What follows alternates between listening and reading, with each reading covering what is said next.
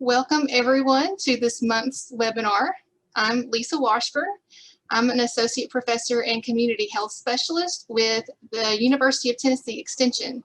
And today starts our second webinar series focused on reducing the stigma of substance use disorders. This series is brought to you through a partnership between University of Tennessee Extension and East Tennessee State University's Addiction Science Center, and it's part of an effort through a USDA grant, Preventing Opioid Misuse Through Partnerships and Training in Tennessee, or PROMPT Tennessee for short. So just as a reminder, we are in a webinar format, so that means that you all as participants are muted and your video is off. If you do want to ask a question live, you can raise your hand later in the session and I will unmute you so you can ask your question, or you can put your questions or comments into the chat or the Q&A. Today, I am really pleased to introduce Dr. Jack Woodside. Dr. Woodside is a professor in the College of Medicine at East Tennessee State University and has recently worked as a physician at an outpatient opioid treatment facility in Johnson City, Tennessee. Dr. Woodside has more than 30 years of experience with substance use disorder treatment and research. And today, Dr. Woodside will share about addiction and the brain. Thank you for being here, Dr. Woodside. I will turn it over to you. Well, thank you, Lisa. Let me see if I can share my screen here. Can you see it? Can see it, yes. Okay, great. First of all, I'm going to talk a little bit about the brain and the changes in the brain that take place during addiction, and also going to talk a little bit about genetics of addiction too. And the purpose in doing this is I'm going to try to lay out the evidence for you why we consider addiction as a brain disease, as a disease like other diseases that we treat in medicine. And I'm going to start off, let's see, there we go, with a statement that came from a Dr. Alan Lesher, who used to be head of NIDA, the National Institute of Drug Abuse. And I think this is a pretty good description of addiction. And of course, the new term for addiction that's being used these days is substance use disorder.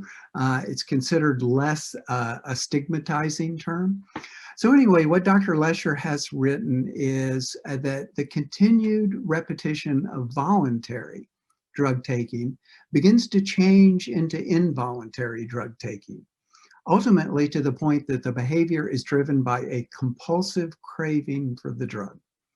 This compulsion results from a combination of factors, including in large part the dramatic changes in brain function produced by prolonged drug use. This is why addiction is considered a brain disease, one with embedded behavioral and social aspects. Once addicted, it is almost impossible for most people to stop the spiraling cycle of addiction on their own without treatment. So I'm going to talk a little bit about the brain changes that he's talking about here. And this is a diagram of the brain, and there's a lot of detail in here that really isn't important. This is the diagram that I use in teaching medical students. But what I want to draw your attention to, if you can see my pointer, is an area there in the center of the brain that's labeled ventral tegmental area, and an area over here that's labeled nucleus accumbens.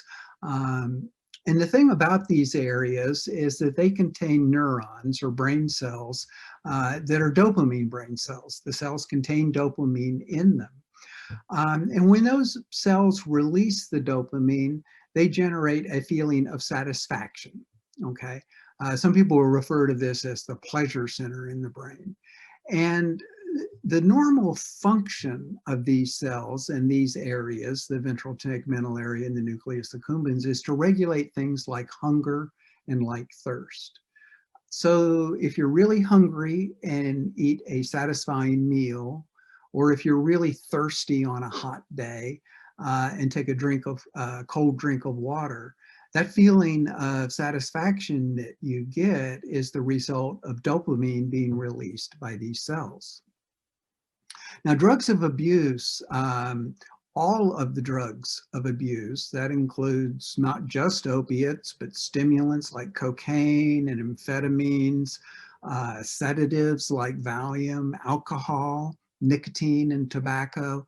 All of them affect these circuits and in one way or another cause release of dopamine from these cells.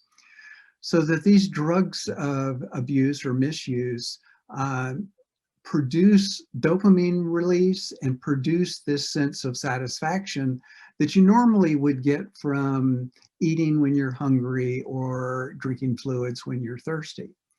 Now, what happens as time goes on and you continue to use these things and stimulate this dopamine release, there start to be changes in the brain. And this next slide here are a set of scans of the brain. These are sort of horizontal slices through the brain.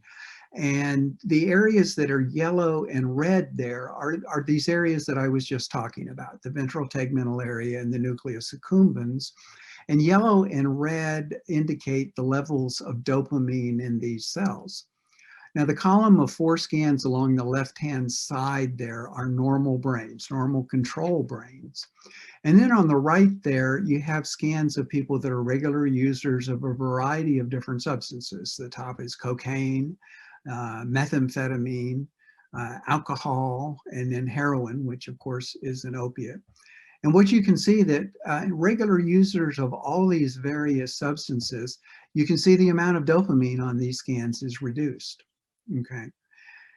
And this is simply the brain adjusting itself or becoming accommodated to the fact that on a regular basis, the use of these substances stimulates dopamine release, boosts the amount of dopamine in the brain. So over time, the brain compensates for this by reducing those levels of dopamine. That's just a compensation that takes place because of that regular prolonged use of the substance. So these are brain changes that take place. And when those levels of dopamine are decreased, like they are in these scans, the brain needs that extra boost of dopamine just to function normally. And this is reflected in the craving or the compulsion that Dr. Lesher had talked about in that statement at the beginning. And really the craving for this dopamine release and the craving for the substances that produce it is really what lies at the heart of substance use disorders.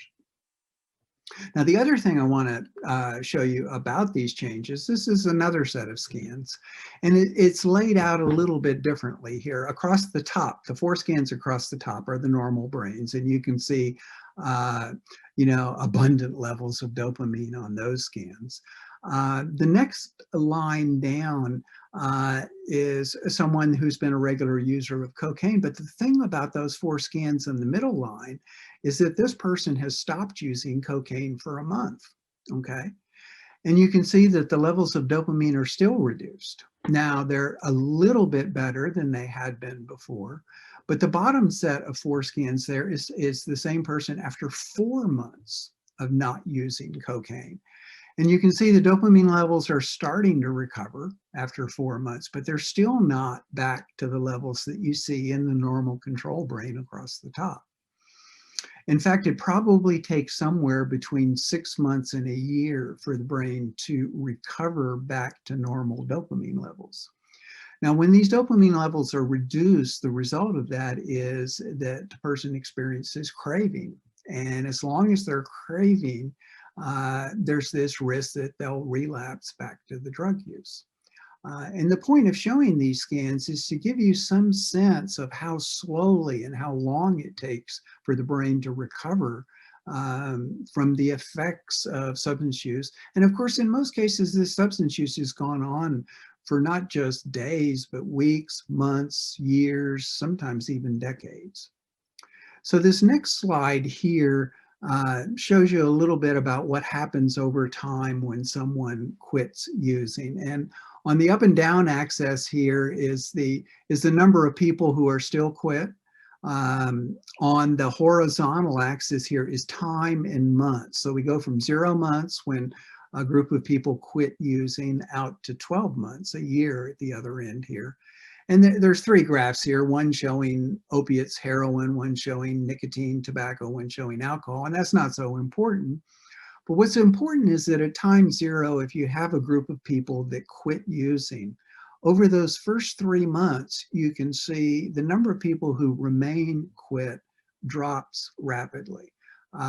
People are experiencing strong craving for those first few months, and many of them will go back and resume their substance use. In fact, by the end of 3 months, we have only maybe 30 or 40% of the people are still abstaining from drug use.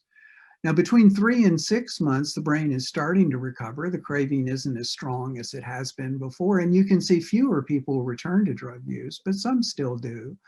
And then between 6 months and a year, the craving is even less as the brain is recovering.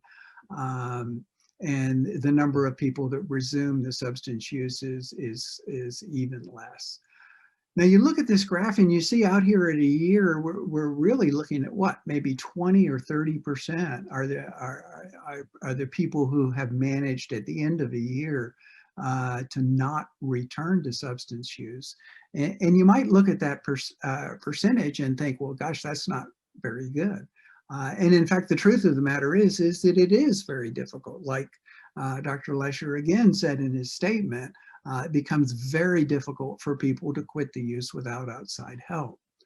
But what I want to show you here in this slide is that that is really not a whole lot different from other medical conditions, other medical diseases that we treat.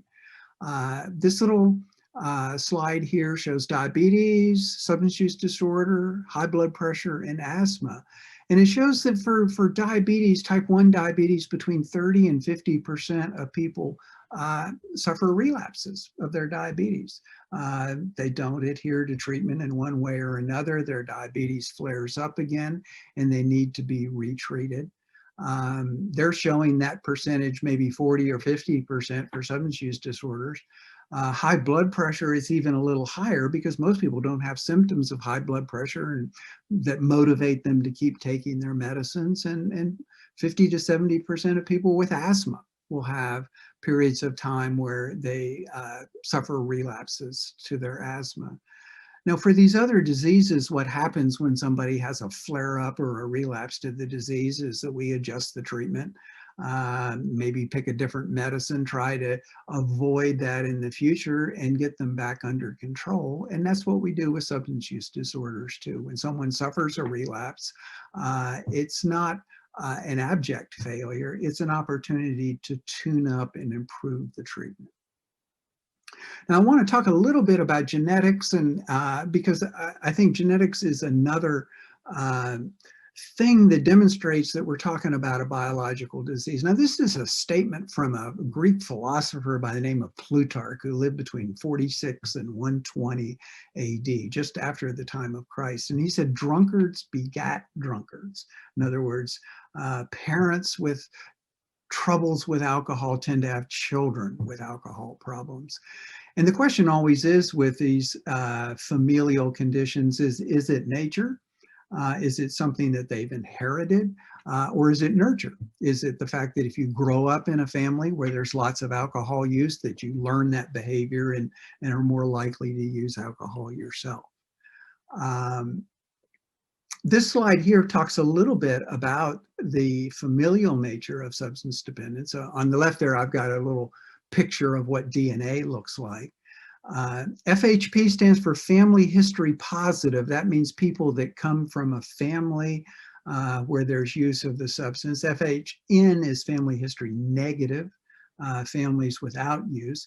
And you see in the case of alcohol, if you come from a family where you have a close relative that has difficulty with alcohol, your odds are going to be almost 30% that you'll have that problem as well. Whereas families without alcohol problems, that risk is only about 10%, about triple the risk in families where this problem exists. And you can see for stimulants and for marijuana also, there's a significant increase in the risk if you have a close family member. And by that I mean parent or sibling who suffers from the problem. And on the last line on the bottom there, they've showed with anxiety disorders or affective disorders are things like depression, that there really isn't as significant a link to family history. So this shows that substance use disorders are familial, but again, we're left with that question. Is it something that's inherited in the DNA, or is it just something that you learn by being in that family? And in medicine, you know, this question comes up with a lot of diseases. We know heart disease runs in families. We know diabetes runs in families. And the way we sort out how much is genetic and how much is environment is in two different ways. One is to look at twin studies, comparing fraternal twins, and fraternal twins are just like any other siblings. They share 50% of their DNA. And what we find with substance use disorders is if one of a pair of fraternal twins has the problem, about 30% of the time, the other will, okay? But if we look at identical twins who have exactly the same DNA, we find that if one of an identical twin has a substance use disorder, the odds are about 70% that the other will, much higher. So that having the identical DNA makes you much more likely to suffer the same problem. So that suggests that the DNA is playing a role there. Now, I'll also point out that it's 70%, it's not 100%. If this were a completely genetic disorder, it would be 100%. Things like hemophilia or sickle cell disease or genetic disorder, and if one identical twin has it, the other does all the time. So there are things other than genetics going on. Now, the other way we sort these things out is by adoption studies, where we look at children that are adopted out early in infancy. So they don't have any contact with their biologic parents, and they're raised in a different family, and that will sort out or separate the genetics that's inherited from the environment of being raised in the home. And what we find out is in adoptees, early infant adoptees, that if one of the biologic parents has a substance use disorder, the odds are about 30% that the adopted child will develop substance use disorder as an adult. Whereas compare that if there is no substance use disorder in the biologic family of the adoptees, only about 10% will go on to develop a substance use disorder. And that 10% is about the risk in the general population. So we can see here that having a biologic parent with a substance use disorder, again, about triples the risk. The odds are about 30%. So according to my clock here, I'm about almost 20 minutes into this, and that was what I was told I had to talk. I hope what I've shown here, both with the brain changes as a result of substance use, the fact that the brain changes recover very slowly, which makes it a difficult struggle for people to stop using substances. And then what I've just showed you about the genetic aspects of substance use disorders.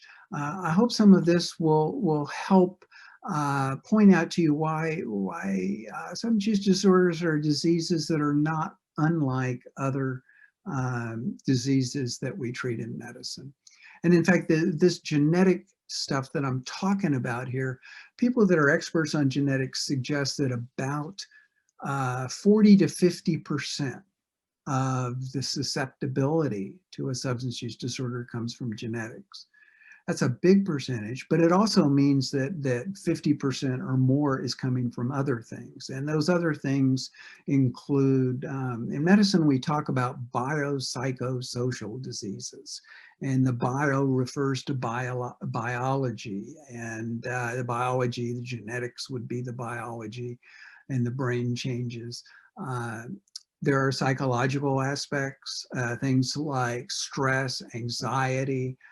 There's a lot of talk now about adverse childhood experiences being associated with the substance use, so that there are psychological factors that play a role in this disease. And then the social or biopsychosocial. If you live in an environment in a society where substances are being used, where substances are available to you, you're going to be more likely to develop a substance use disorder than if you're in a society where there's little substance use and substances aren't available. So we're talking about a biopsychosocial disease. There's biology plays a big role, but other factors play a role too. So my last slide here, I was asked to provide other resources. I point you towards the National Institute of Drug Abuse. They have a lot of material, not just for professionals that work in the field, but there's a lot of material there for the general public. Their web address is drugabuse.gov. That's pretty simple. Also invite you, if you want to contact me, I'm at East Tennessee State University, and my email is pretty simple. It's woodside@etsu.edu. Feel free to drop me an email if you have questions or comments. And I think Lisa is going to be keeping an eye out for questions, maybe in the chat box. And I have all the time that y'all want to spend answering questions or having a discussion on these topics. So Lisa, do we have anything as far as questions so far? We don't have anything in the chat or Q&A so far, but I really encourage you guys who are on to pop your questions in there. I have a question to get us started, because we work in communities, and oftentimes people have opinions about addiction, about it being a moral failing, and so that people put a lot of blame on an individual when they relapse or they are having trouble with recovery. What kinds of things can we say when we hear those things in our work? Well, part of what I've been trying to do here is to show you that this is a biologic disease, and at the heart of this disease is this craving for the substance. One of the examples that I remember that made an impression on me was the parts of the brain that we were talking about are the parts of the brain that regulate hunger, okay? And imagine how strong hunger can be. Imagine if you decided to stop eating for a while. Let's say you decided to stop eating for a week. Now you might say, well, I can't stop eating because I would die. But the truth of the matter is that people go on hunger strikes and last for weeks. So you could certainly stop eating for a week and not be in any great risk of suffering harm. But I don't know about you, but if I were to stop eating today, by lunchtime tomorrow, I'd be getting pretty hungry. And I'd be thinking about food, and I'd be obsessed with thoughts of food, and I'd have compulsions to eat food. And maybe I'd make it even 2 days, day after tomorrow, but by then, that hunger would be getting pretty overwhelming. I'd have trouble concentrating on anything else. I'd be thinking about food all the time. I wouldn't get any work done. And then I do what you see a lot of people with substance use do that are trying to quit. I'd start bargaining with it. I say, well, maybe I'll just have one cookie to take the edge off of this. And of course, after one Oreo, pretty soon the whole box of Oreos would be gone. And then I'd say, just like the person that's trying to stop drinking, oh gosh, I've messed up. I might as well just continue now. I'm a failure. The craving for these substances is powerful and difficult to resist. So that, what I do with patients who've suffered a relapse, I mean, certainly don't encourage people to relapse, but to use that as an opportunity to look and see what you could do the next time, and encourage people to quit again. One of the stats that is interesting, people that quit smoking on the average make 4, 5, or 6 attempts, I mean, serious attempts to quit before they're finally successful.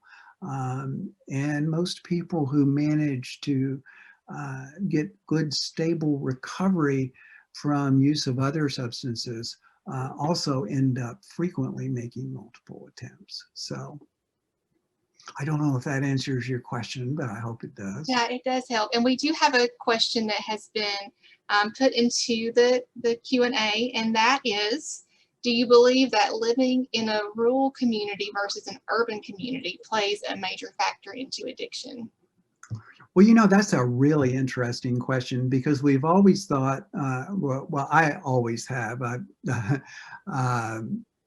I was born in the 1950s, and I certainly grew up with the idea that, in particular, drug abuse was a feature of the big cities and the inner cities, and of course that's where heroin abuse was so prevalent. But you know, in the last couple of decades, with this current opiate epidemic that we're struggling with, started in rural areas, and Southern Appalachia, with OxyContin, was one of the earliest and most severe areas affected by the current opiate epidemic. Now it has spread to throughout the country, both rural and urban areas.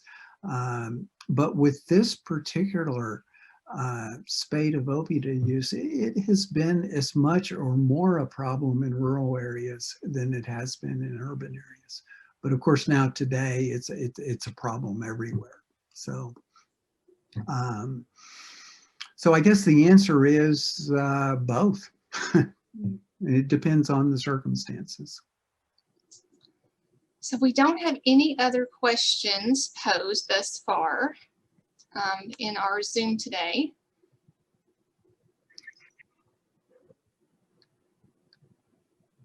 But we are coming up on the end of our time. So I want to thank you, Dr. Woodside, for presenting today. It's been so nice to have you here. It's my pleasure. And we want to say thanks to ETSU and UT Extension and those who are working behind the scenes to produce the webinar today. We want to thank everyone who's joining us and also encourage you to sign up for our next webinar. It is on understanding stigma, treatment, and recovery on May 26th. And you can register at our website, prompt.tennessee.edu. And that's also where you'll find recorded previous sessions. So thanks, everybody.